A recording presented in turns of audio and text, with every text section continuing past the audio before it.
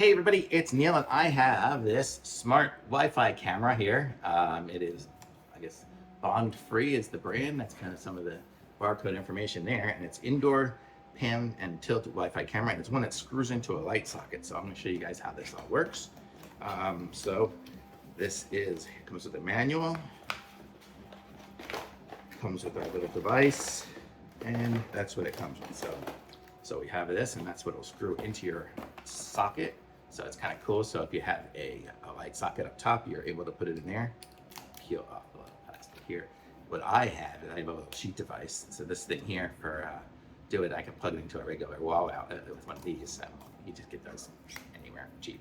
So I'll plug this thing in here, and we'll get this thing going and see what we need to do. I'll aim you guys down a little so you can kind of see what's happening.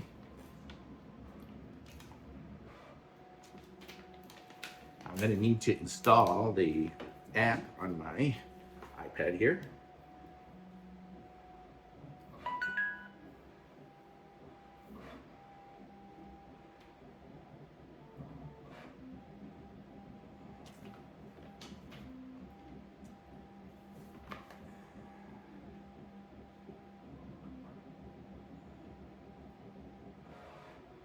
Okay, actually one thing I want to say is it uses the Cloud Edge app, and I already have that app because I have a doorbell with that one.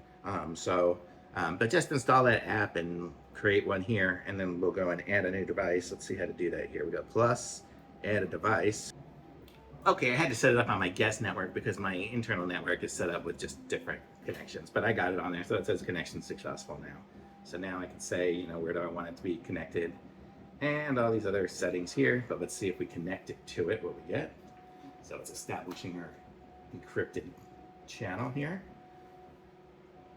Getting the video stream for the first time, and there we are. So let's see if we get it up, done. My face is good. So we are here. Oh, I guess it was just setting itself up the first time. So now, okay, you can currently try the service to turn on message. Okay, so here we go. So this is our setting here. It's kind of an iPhone app that I'm running on my iPad. But you can see as I move, it moves around. Let me see if I can change some settings here on it.